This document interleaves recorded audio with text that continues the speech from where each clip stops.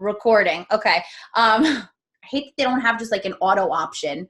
It's not made for people with ADD. So sugar, there's complex sugar and then there's simple sugar. Simple sugar is what you typically find in sweets, sodas, desserts, candies, things like that. And complex sugars come from carbohydrates. So all carbohydrates get broken down into sugar. They're just broken down into complex sugar.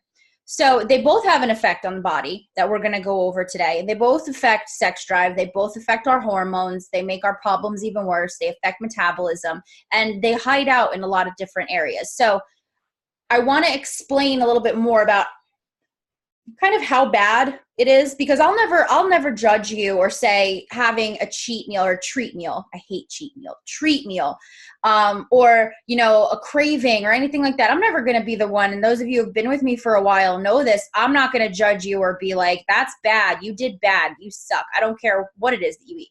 But I will tell you the bodily effects that has, and allow you guys to make that decision for yourself. And if you remember last week when I gave the, is it worth it?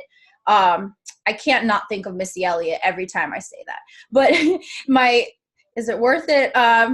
Zoom from last week when it comes to cravings, that's part of it, so I hope now knowing exactly how the different carbs, the different sugars are affecting your inflammation and your hormones, even if it's a once in a blue moon kind of occasional thing, maybe now you'll feel more empowered against those decisions if you're ever faced and you're tempted. So I really tried to do the whole music thing today, guys. It's throwing me off. Alexa, shut up. So, okay. So I know I've probably told a lot of you guys this before, but in case you haven't heard it, sugar causes the same chemical reaction in the brain as cocaine does.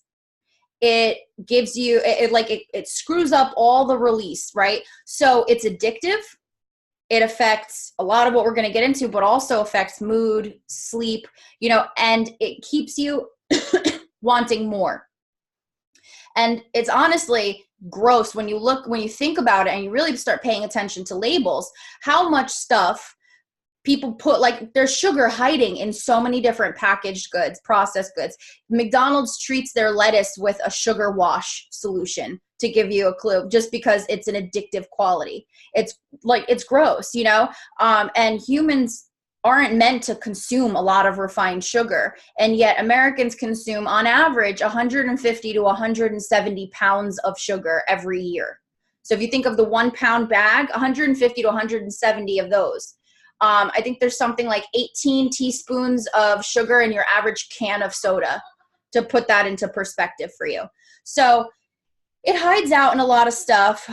It's become a problem, but two different things I want to explain is fructose and glucose. Fructose is in simple sugar, like candies, desserts, things like that. Glucose comes from the breakdown of complex sugars. So fructose affects leptin. So leptin is the hormone that tells us you're full, stop eating. If we eat too much sugar and it's hidden out, and I'm not talking about like candy, cookies, and everything. I'm talking about that little bit of a carb here from something bready, or a few niblets of a chip. Of course, they're going to happen. It's life. But if you're thinking in terms of, and this causes you to binge of, what's just one? What's just a couple? And yourself, it's going to lead you to eating half the bag. I want you to now realize that it actually makes you resistant to your hunger hormone, your full hormone. So the hormone that tells you, like, you're good, girl, stop, that becomes less and less prominent. So people tend to overeat. And then sugar being addictive causes sugar withdrawals or makes you crave more. It's a vicious cycle. So glucose, I'm making sure I got this right here. Yeah, oh, and it also, both types of sugars lend to visceral fat, which is that belly fat. Now, the belly fat, the problem with that is it's heart attack fat and diabetes fat. That's what they call it, and it's just, you're immediately double the risk if you have visceral fat, which is a problem for women with PCOS especially, because we gain it right up in here, right up in the midsection here, and like upper body. And that's the dangerous area to retain fat in. So I want to explain a little bit for some of you, because I know some will be on the recording. So if you've heard this, I apologize, just kind of, days off as I say it. But a lot of people, when they get into this program, they want to count calories. They want to count fats. And it leads this false sense of control of like, I'm doing great because I'm monitoring my calories. I'm keeping my calories low. But it's not fat, it's not calories, it's not even cholesterol in your food that causes clogged arteries. It's the overabundance of simple and complex sugars in our diets. There's actually been studies that have come out that show cholesterol is not, like high blood cholesterol and food cholesterol are not connected. For a long time, we thought it was, but it does not, they do not correlate. So if you've been living by the old adage of like, stay away from cheese, red meat, and egg yolks because it'll give you a heart attack, that's just not true. It's the overconsumption of sugar that ends up causing the issues with clogged arteries or hardened arteries. So if you see me promoting these super heavy in fat dishes, but that are low in carbs, you might be like, well, it still seems like junk, but it's not. It's not the culprit. So in addition to the, sugar obviously being awful for you, there's a few different things that pertain a lot towards hormonal women specifically. When you have an overconsumption of carbs, of sugars and stuff like that, you produce more testosterone and androgen hormones. You produce cortisol, which is a stress hormone, which makes you more stressed. It affects sleep, and all of that cortisol especially attracts weight to the midsection, and it makes you hungry. So now you have a hormone that's making you hungry, and you have a hormone that's supposed to be telling you that you're full that doesn't work right. And that is how severe cravings, it becomes a cycle, especially with hormonal women. It also increases your chances of acne. I know the old saying of like, oh, you eat greasy foods and chocolate and sugar and like you're going to get acne. And then people say that that's a myth. But when it comes specifically to the overproduction of testosterone and androgen, which comes from eating too much sugar, that's why women with PCOS especially have a harder time with their skin, whether it be ingrown hairs, growing more facial hair or body hair, losing the hair on their head, getting the hormonal acne. All of that is made worse by an overproduction of the male testosterone and different stress hormones and everything from sugar. So I would say that's why sugar is always the top of my list for people to replace. It's also just such an easy to replace thing these days. A lot of times it's whether you have to just not keep it in your house, whether, really based on like going back to last week's video, take a look at your habits, form a plan, and notice when you binge or when you give into cravings needlessly. I'm not talking about you've been wanting this dessert at this one place for a while. Go ahead and enjoy it. I'm not talking about, you're on vacation somewhere. I had all the pasta in Rome. I was not going to have pasta in Rome, but what I'm saying is if you can look at the habits, is it just because it's in your house? Then get it out. Is it just because it's, and the whole thing of like, well, my kids eat it or my significant other eats it. Like, unless you're the type that really isn't tempted or can really just be okay with having it in your house, I always recommend put them on sweetener too. Get erythritol. It's natural. It's good for kids. It's fine. Make it easy on yourself because you guys are working on your future. And your future, your kids are part of that. Your spouse, your partner, your future spouse and partner, they're all part of you being here healthy and happy and able to live longer. So, don't get sidetracked by the guilt that comes with making food choices sometimes, So throw that ish out. Let's see here. I wrote some fun facts. So those of you who are complaining about insulin resistance, if you are, really take a look at your diet. I'm not saying you have to go cold, hard, no carbs at all, but understand that complex and simple sugars are making all of your hormonal symptoms worse. It's proven. So another fun fact I found, so I can just scare the crap out of you guys even more. Those who ate cookies, in one of these studies, those who ate cookies 2 times a week had 1.5 times more likelihood of developing breast and endometrial cancer. because it causes inflammation from those hormones. It's not just that it causes unsightly results. It also causes inflammation, which then makes it hard for us to heal. It makes it hard for us to regulate all of our other bodily functions, and it hurts. It causes our autoimmune issues to be even worse. And that's what causes the body aches, the stiff and sore joints, barring an illness that causes those things, but if you don't have like an arthritic type of ailment or a pain causing ailment, and you're noticing that you're just feeling achy, like you could just, anybody here touch the sides of your legs sometimes at night and it hurts, like it feels like someone has punched the sides of your legs and they're like bruised and they're super tender, like the sides of your thighs and your hips. I'm wondering, touch like your thighs now, like I'm doing it now like a weirdo, but just press down. Oh, your shoulder up here. Yeah. Backs of my arms will hurt sometimes. Like it's just tender. That's from a hormonal upset. That's what that's caused from. So hang on one sec. Hey babe, can you turn off the heat in here? I'm like going to pass out. Please. Love you. Sorry. Thermostat's in there. And I'm like, whew, good thing it's dark in here. You guys can't see. I'm sweating. I'm not going to open the window so everyone see me struggling. I got a 100-year-old house. These windows are hard to open. So yeah, so that's page 1 of my notes.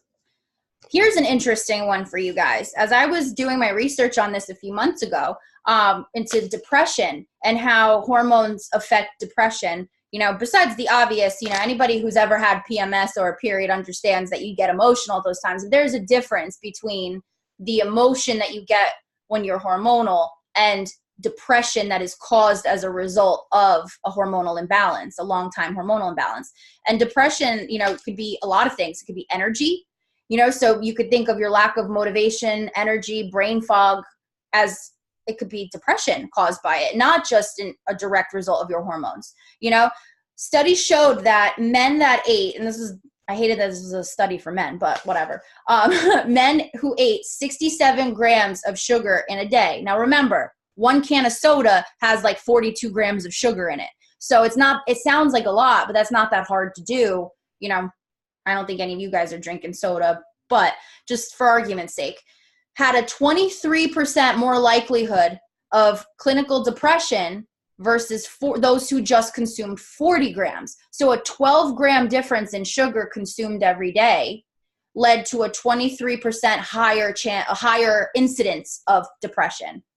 And then I didn't write this down, but I saw a study that said that women that cut sugar out saw a steep decline in their depression symptoms. Of course, there were no statistics to go with that study. They just said women who, but still, nonetheless, I think it's something to pay attention to, in that sense. And when you're thinking of all of your stress hormones being released by it, Diet Coke is still okay. But when you think about the stress hormones released by the sugar, I mean, it's not unlikely that, depression would be a result. So, oh no, random window just opened up. Okay. So I just thought it was my body being dumb. Honestly, I hurt everywhere. Yeah, no, those tender muscle aches, especially, that's from a hormone upset. So also, sugar can cause impaired memory. It can also cause an increase in dementia risk. So if those of you who are experiencing a lot of brain fog and stuff, I notice when I get people to replace their sugar on these diets, and that's our first baby step, let's say, the first thing they notice is how much clearer they are, how much less brain fog they're experiencing. I know a bunch of you have cut down carbs recently. I know you can attest to that, is the clarity that comes from it is kind of like the first thing you notice, even though life is still kind of a shit show, but just not that body cement fog feeling as much. So the thing that I wanted to get across was the connection between sex drive and sugar is that the imbalance of the hormones is what chemically causes the sex drive killer, or you could have the problem where you're like too much for your significant other. This is where I get awkward. So You know, you have to kind of gauge that. And I'm going to talk to the ones that got the low sex drive first before I blush off my chair. So when you have excess carbs in your diet and you're producing leptin and cortisol, what those are also causing is a complete zap of the sex drive. What they also cause is inflammation. So when people complain about pain during, and that's why they don't want to have anything to do with it, I asked them to look at maybe hidden sources of sugar in their diet, whether it be from hidden starches and carbs, whether it be from the occasional splurge.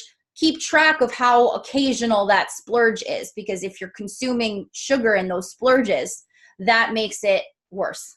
It's a compound effect. It's not just like, oh, you know, I had sugar twice this week, but it's been 3 days, I'm good. That takes a while to get your body back into balance. So even if you've cut it out of your diet up until this point, if it hasn't been long, you might still be having the effects of the hormone imbalance. So just keep that in mind, you know, when you get frustrated. Here are some tips, okay?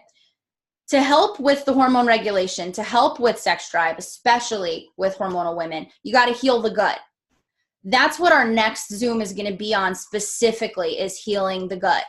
Now, we eat dairy, we eat meat, you know, it's part of our diets. So there has to be some other alternative ways to do that, to heal your gut, because any, you know, big gut health guru will tell you, got to cut this out, cut that out, cut this out. And I don't think that's the case. I think it's all about making sure it's the proper environment to digest and eat those things. So that's what we're going to spend our time next Monday on specifically. But healing the gut, you know, getting a good pro and prebiotic, don't just go for the culturelle, you know, really do your research, invest in it. If you need some recommendations, you know, message me. But you should have a supplement that has both pre and probiotics. It should be at least 10 billion cultures, at least. And you should take it regularly every day, especially if you take any antidepressants or anti-anxiety medication or steroids, antibiotics, any of that. Your gut health is most important. If you don't have a balanced gut, I hate the word gut. I feel like it's such like a word. I don't know. Every time I say it, I'm like, gut. But if you don't have a balanced gut, it affects your metabolism, your hormones, your inflammation, your immune system, so your body doesn't continue to attack itself. So if you have an autoimmune illness, having a balanced gut really makes your symptoms a lot better as well. And it just feels better. You won't be bloated, you know, you won't be crabby, and like, you know, you'll be able to go to the bathroom regularly and all those nice, wonderful luxuries of life, you know? So again, I'm going to not go on a tangent, but reducing stress, getting a good probiotic, and then using the tips that I'm going to give you next Monday will really help get your gut in check, which should help with your symptoms and help with some sex drive assistance there. Also, there are things, and this is for my thyroid ladies especially, there are hormone disruptors and endocrine disruptors in commonly used products. So this was the hard one for me because I'm a sweaty Italian, and I like my deodorant. Like I want like the strongest deodorant available, you know, for the love of God, right? But I found this one.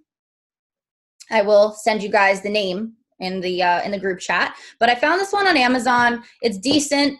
It's not going to be any, you know, clinical strength deodorant or anything like that. I'll tell you that much. But it's not awful, and it does its job.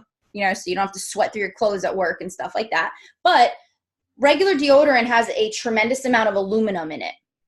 When you're putting aluminum on your armpits, you're putting it directly into the most easily absorbable part of your body, right where your lymph nodes, your glands are, right in your armpit. It absorbs that aluminum because aluminum basically creates a barrier, plugs up those sweat glands.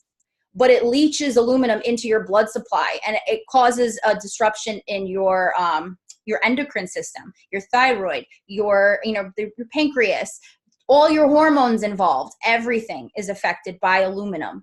So I would recommend trying to get rid of aluminum foil. We just use, you shouldn't use plastic wrap either, but it's better than aluminum. Try to swap out for a natural deodorant that you like. You know, you might not like this one. Everybody's pits are different. I don't know, Sorry, hold on. You also want to be careful of common bath products, so, and cosmetics and stuff like that.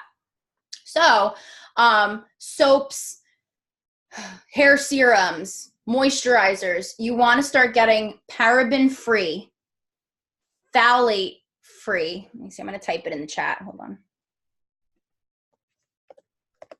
I always spell this wrong, so I will confirm in the group chat after this. So phthalates and parabens are actually plastics that are put into products, and they create a coating. So if ever you've used, let's see, what's a good one? I forget what it's called, but it's in hair serums. Christina probably knows what I'm talking about. And it makes your hair extremely smooth. It's like a silicone.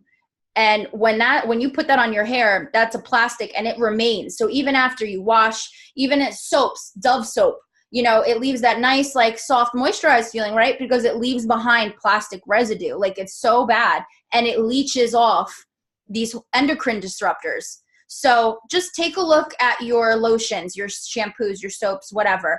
And if they're not paraben free and phthalate free, I would consider swapping them out. You can find lots of cheap ones on Amazon. Clinique is a great paraben free, phthalate free makeup line. I love it. I swear by it.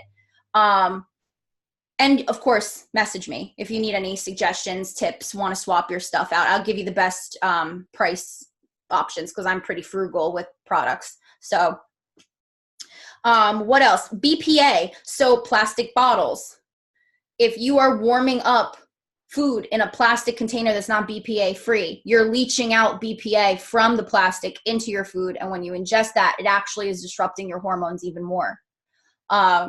This is across the board for people who don't already have PCOS or a thyroid problem, by the way. Like these are so bad that people who don't have issues are seeing issues from it. And it's awful. I could talk about that all day long. But look at your products and definitely reach out if you feel like you can swap some out and you need some help with that. Now, I'm going to give you guys some herbal suggestions that should help, especially with the sex drive. So we have the, trying to get our hormones in check in general. We have the reduce your sugar intake as much as possible.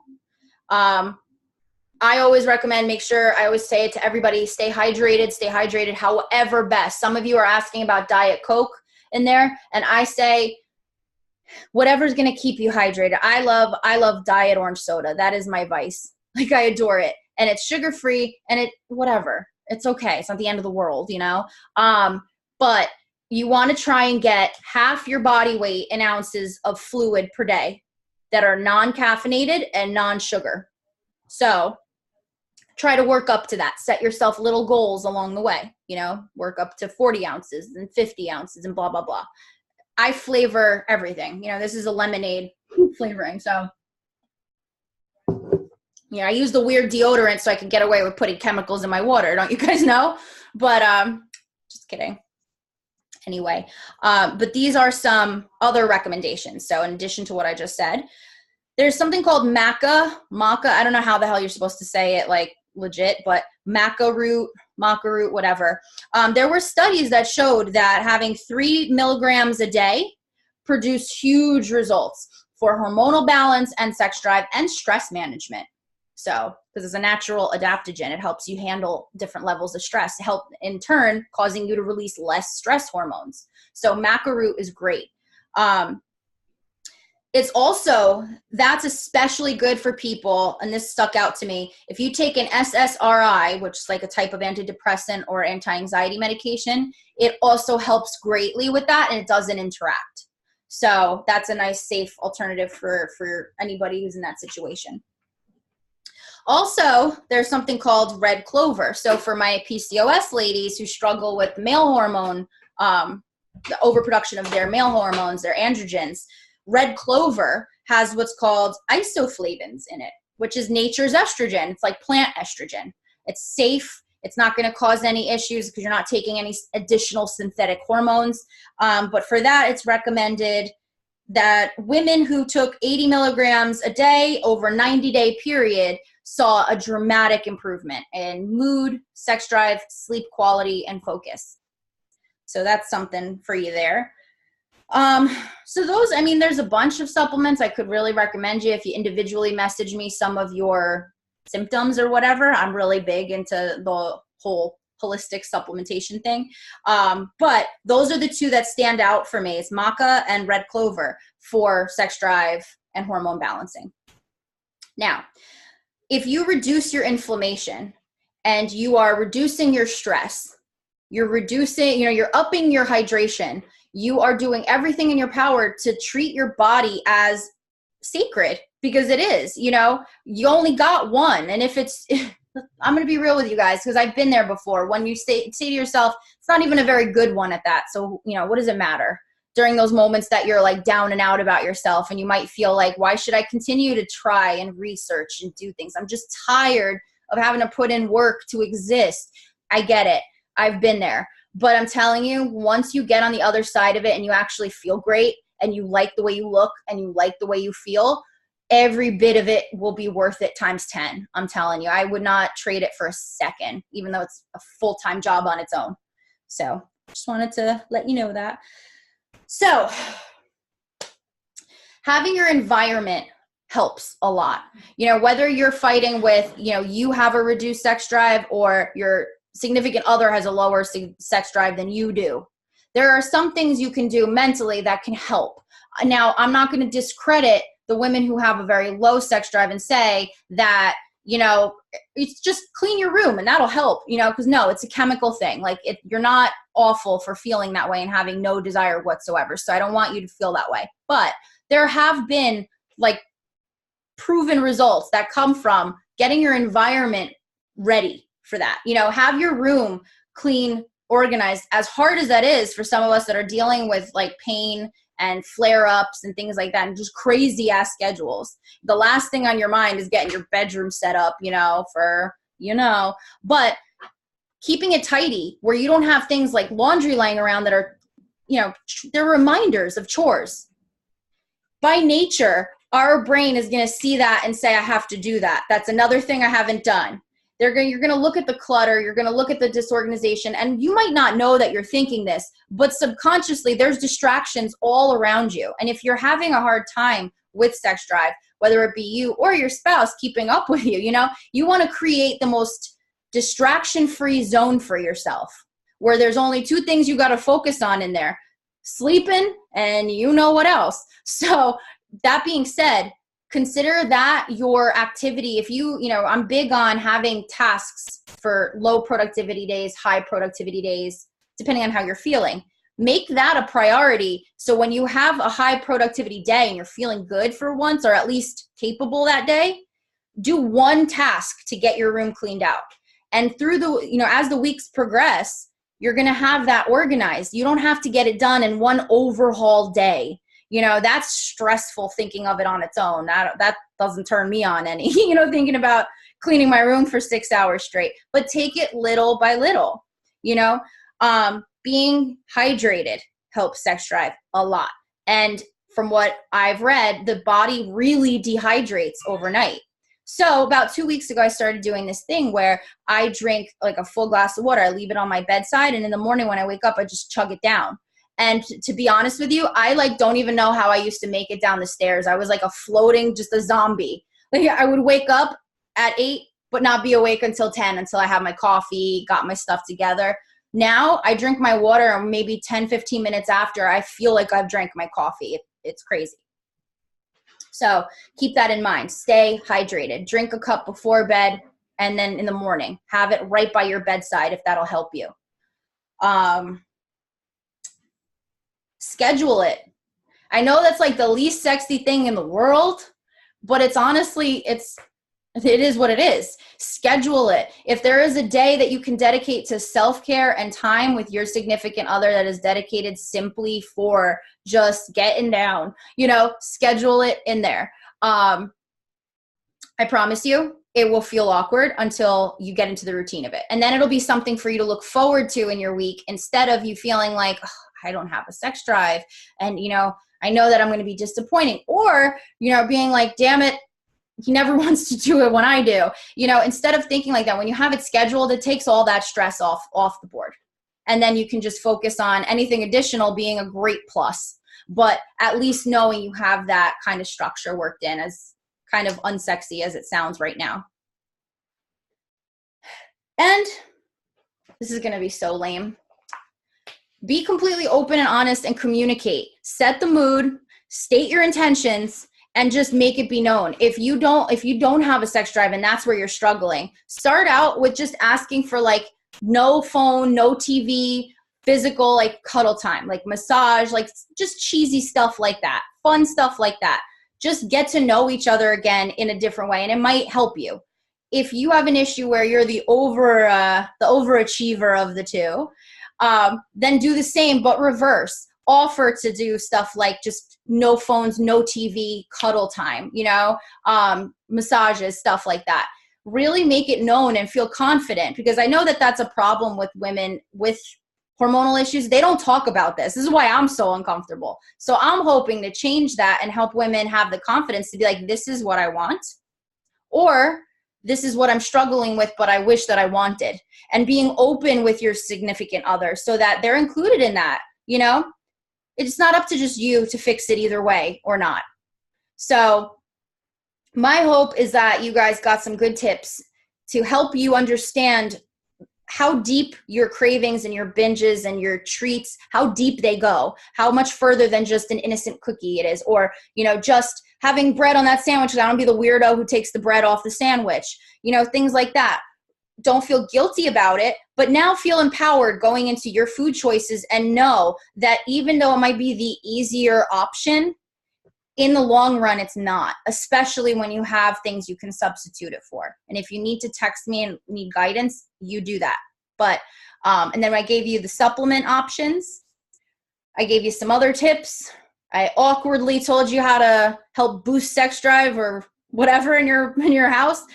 So do you guys have any questions for me?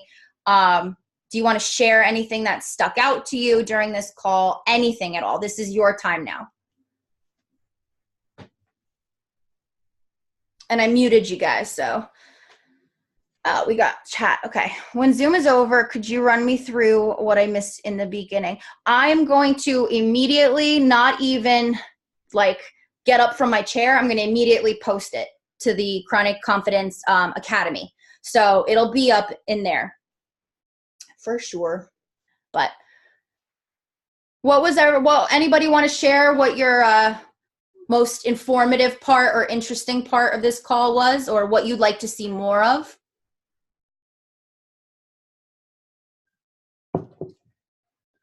For me, like, I'm really interested in the maca root that you suggested for stress, because in the past, like, I have had, like, it's been so bad, and I don't even realize that it's stress related until like I'm in the moment. But like, I'm one of those people who doesn't get sick, and even if I am sick, like, I'm like, I still got shit to do, like, let's go, like, I'll be fine. And like, something really has to take me down for me to be like, call in sick. And I was working in New York, and I'd finish the day, and like, I would get this like pain in my side, and like, I would feel like I was gonna throw up, and I would get really hot, and like, it didn't make any sense. And like, all my doctors were like, yeah, it's literally just like, it's probably just stress, like, just calm down or whatever. And so like, for me, and to have like, that would just sounds like awesome to maybe give a try and see how that works for me, because I don't notice how stressed I get until it's like beyond anything. Yeah. Until you're like over that threshold. Yeah. But honestly, two things from what you're saying. One, I hate when doctors are like, it's just stress or it's just anxiety, because I want to be like, do you ever experience it? Because it doesn't just feel like anything short of like death. Like, it's consuming. So let's give power to that. You're not, you don't even have to preface it by saying like, it takes a lot to take me down. Like, anxiety sucks. Like, it really makes you feel like, we used to have to drive my dad to the hospital maybe 3-4 times a week because he continued to think he was having a heart attack. Like, Yeah. and they were all panic attacks. So now he's medicated. So we're not driving dad to the ER for his, bi-weekly visit to the nurses. But, there's also, and then two, there's also a lot of other adaptogens or supplements I can recommend to you for stress management as well. Different kinds of like mushroom blends and stuff like that. So just remind me, because I got a lot up here, but like very little memory. So just remind me to send you those supplements, and I can give you a breakdown of that. Yeah. For sure. Yeah, adaptogens are cool. You don't feel them. Like, you only feel them because you notice you don't get stressed as much. And you only feel them because you notice that you just have a higher tolerance for stuff and you have a more even keel. Because what they do is they take a few weeks of using for it to like really take effect, but it just raises your natural receptors to stress. So naturally, what you would flare up at and be stressed by, your threshold for that becomes higher because your brain doesn't recognize it as being so stressful anymore. And you're just able, I say it smooths the edges. It's not going to change your personality, or it's not going to cause any side effects like a prescription medication would. It's not going to have the effect of a prescription medication if that's something that's needed, but it helps just soften the edges, just, blur the edges a bit, which definitely helps these days, I feel. So anybody else want to share their favorite part, a thought, have a question, anything like that?